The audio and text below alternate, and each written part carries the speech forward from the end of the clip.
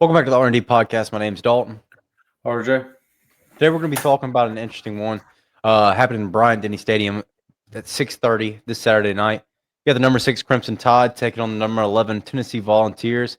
This one the past couple of years has been really interesting. You've had a lot of big games, a lot of good wins for Tennessee, and a couple good wins for Bama. But the moral of the story is this rivalry has turned into one of the largest in college football and one of the most meaningful ones for these two fan bases. Some would even say, I hate Tennessee more than I hate Auburn. You know what I'm saying? Um, the third Saturday in October, one of the biggest deals in college football. I would say this is the actual third Saturday in October, which you didn't get that last year, which was pretty cool. And you got Josh Heupel bringing in this Tennessee team who at preseason, RJ, we thought were going to struggle on offense because of the loss of Nico in the portal, and you had that whole drama. And then Joey Aguilar comes from App State. We know he has potential, but he turned the ball over a lot. And you thought this defense was going to carry them. Well, it's been quite the opposite. The defense has been getting kind of a bend but don't break, but they've been breaking a lot. They've been letting teams go for a lot of 10, 11, play drives, melt the clock down, and then finally score. And it just seems like they can't make the stop on third downs while Right. Tennessee's offense has been explosive. What do you think in this game will happen? How are you feeling about Alabama's offense against this Tennessee defense? I feel like this Alabama offense will stay pretty hot against this Tennessee's defense, especially in the passing game. Uh, Looked a lot better on the run last weekend, and I feel like that will execute in this game also. So Alabama's offensive side, I feel like y'all played pretty good. So Tennessee's defense has had a lot of trouble with the secondary being a little bit weaker. Their front seven is really good against the run. Their front seven is good in general.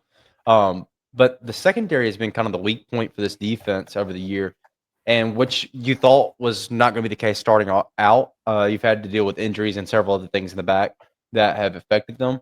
All right. In Alabama, you have Jam Miller, who's a question mark. You have, goodness gracious, I can't remember his name now.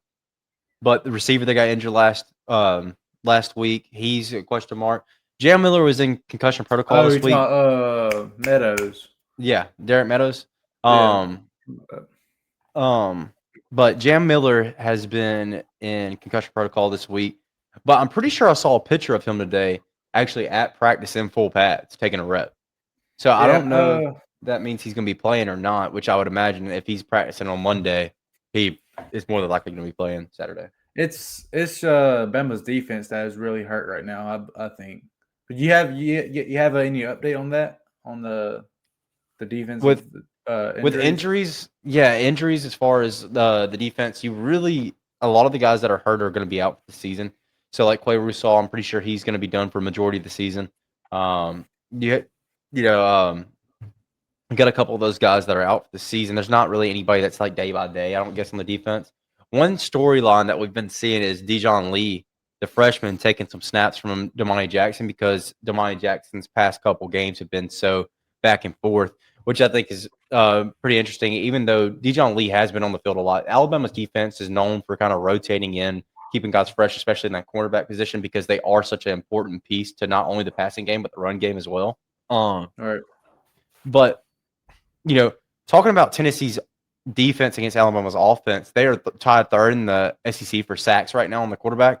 That's going to be a huge deal. If Tennessee wants to win this game, they're going to have to either have a game that's a shootout and scores over 30, or they're going to have to get pressure on Ty Simpson and make him make mistakes, which a lot of teams, Mizzou is probably the best out of all of them so far, That's but a lot of that's teams so far have failed to do that. that's almost how to beat Bama right there. Is just try to bring a lot of pressure to Ty Simpson. Hopefully he forces it because if you give Ty Simpson a lot of time in that pocket, bad things is going to happen in your defense. Especially playing zone defense. Like, basically with Tennessee, right? The Tim Banks, he's been kind of keen on man to man a lot of times, but you've seen him kind of get gashed. You've seen them have some Yeah. high scoring games. He's kind of fell back into zone. But we all know Ty Simpson can shred his zone. So, and if you play man, we got receivers that can beat you. So it's going to be a really interesting game in that standpoint. And if you're Tennessee, you're kind of looking for a high scoring shootout game to really stay and compete in this game. But the reoccurring factor that we have is Alabama's offense just absolutely holding on to the ball all game. Yeah. And the time of possession being there, and Tennessee's defense has struggled to get off the field on third down. So that's going to be an interesting fact. What do you think Alabama's defense needs to do against this Tennessee offense with Joey Aguilar? I'll also bring a lot of pressure to Aguilar. He already has 5 interceptions in the season. It seems like if you bring pressure to him, he'll force that ball into the defensive players' hands also. So bring pressure and then also stop the run because Tennessee's running back Bishop is pretty stout running back. But I feel like it's gonna be an offensive game though. I mean, y'all's defense is pretty hurt, and then Tennessee's defense, secondary wise, is kind of iffy, you know. And then Ty Simpson, it's gonna be a Ty Simpson Joey Aguilar gun down duel, yeah. I think Alabama's defense, right? I think they fare decently well against. So Alabama's rushing defense has not been great this year, right? But what you've had is you've had a lot of consistent, like, oh, that's not going to kill me, that's not going to kill me, that's not going to kill me, and then they just get gashed for 70. And if it wasn't for those couple plays that have been misfit on runs, Alabama's got a better rushing defense than what they're giving credit for. I feel like we haven't really been stretched vertically this year a whole lot, which is going to be interesting to see, especially with Chris Brazzell, playing receiver. I mean, he's got 7 touchdowns on the year. Kid's good. Kid's really good. He's going to make you basically win one-on-one balls. And Tennessee, Josh Heupel's offense is all about spreading out outside the numbers, run the ball between the tackles, and as soon as you start biting on that and give them a one-on-one ball, they're going to throw it. So it's going to be interesting to see what Alabama's game plan is, especially with Kane Wommack, how he's been kind of playing a little bit more zone. See if he's going to allow Tennessee to get these one-on-ones a little bit more. The line for this game set at 7.5. RJ, what are you thinking is going to be the biggest matchup difference that gives whatever team the win? And what do you think the final score of the game will be? Matchup difference. I'm gonna have to say receiving room. I mean, Alabama's receiving room is really good with Lottie Brooks playing really well, and then you got Bernard, and then Isaiah Horton, and then Ryan Williams when he wants to show up. I feel like receiver room will make a big difference in this game. Mm-hmm. And I got Bama this game 35-28. Bama. I like that number. I just feel like if you're Alabama, you don't want this game to be a back and forth game. You want to control the ball just like they've done against Vanderbilt, just like they've done against Missouri, just like how they've done the past couple of games now, where they've just held onto the ball for the whole game. You get 40 minutes of Alabama's offense, Right. And I think that's going to be the key to success in beating this Tennessee team. And that's what it was for, Mizzou. That's what it was for Vandy. It's keeping Diego Pavia, keeping Bo Prabula off the field. So I think Alabama's going to really lean on that. And that's the reason for my lower score. I'm going to go with 28-24, Bama. I think the biggest difference in this game is going to be Alabama's ability to get after Joey Aguilar, even with an injured defensive line. I think Tennessee's offensive line's good, but this Alabama defensive line, whenever you have guys coming off the edge and, you have Justin Jefferson, Deontay Lawson, Bray Hubbard's making plays, LT Overton's really and truly our X factor. Now, do I wish we had some of our guys that we would have had at the beginning of the season before they got injured? Yes. But I think we're going to have a lot of pressure. I think Kane Wommack's going to kind of come at this a little bit differently than what he has the past couple games, because now you have a little bit more of a passing threat offense. I was about to ask you that. Do you think this is Alabama's first time this season playing against a passing offense? Do I think? I mean, I don't know. I guess like a soul, like, hey, we're better at passing than we are at running. They can run also. Yeah, they can run also, but they'll pass too. So I don't think they're as good at running the ball as Vanderbilt or Missouri is. I don't think they're as good as running the ball as Georgia. Well, I don't know. Actually, they probably are. Florida State, the first game, I don't know what you want to call that. UL Monroe, Wisconsin, I'm not even going to count those, right? But just talking about, say, Vanderbilt, Missouri, I feel like those teams favor each other really well. I feel like they're kind of the same in the fact that we're having a running quarterback. And Joey Aguilar, don't get me wrong, he can get out and get a first down if he needs to.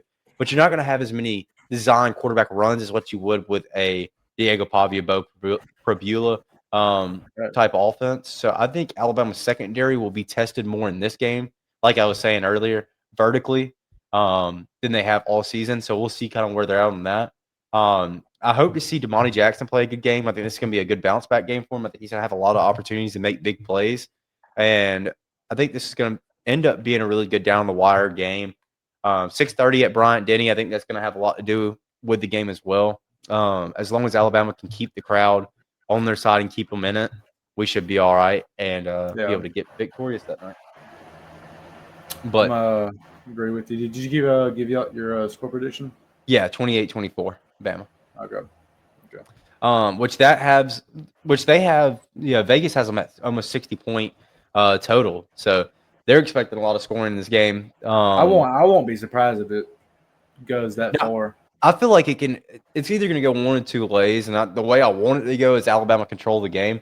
The way that I think it will go is a shootout, and because I said, Alabama's defense a Hendon Hooker and who's y'all's quarterback that year? Bryce Young. Yeah, that kind of year. Go all the way into the 50s, 49. Yeah, and I'm scared of that. I wouldn't be surprised, to be honest with you.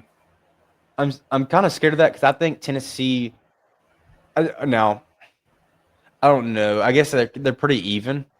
I think that Tennessee will have the ability to stretch the field a little bit more as far as like big play, jump ball, receiver.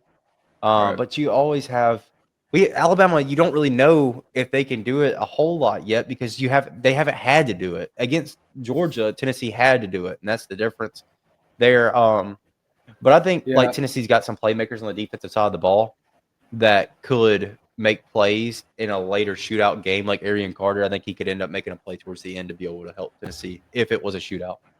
Tennessee really hasn't had a big road game yet, except for Mississippi State. Yeah. Too, so. And State, I mean, say what you want, but I think State should have probably. But like, let's talk about Tennessee's defense and the amount of points they're giving up. You give up 26 to Syracuse, 17 to East Tennessee State, which 44 to Georgia, 24 to UAB, 34 to Mississippi State, 31 to Arkansas. And you're about to probably play the best offense you've seen all year. And then Arkansas also fired Sam Pittman also. Yeah. So it's gonna be an interesting game nonetheless. Yeah.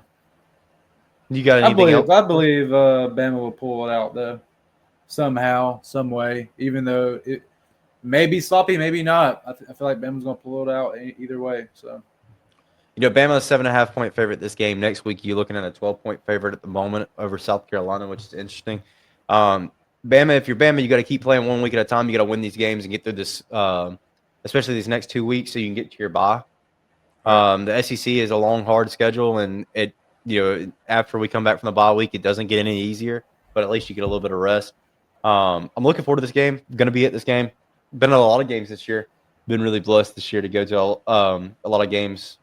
More games this year than I have in a long time. So looking forward to it. Hopefully it all goes well. Other than that, I don't have anything. RJ, you got anything? No, sir. This has been the RD Podcast. My name is Dalton. RJ. And we'll catch you next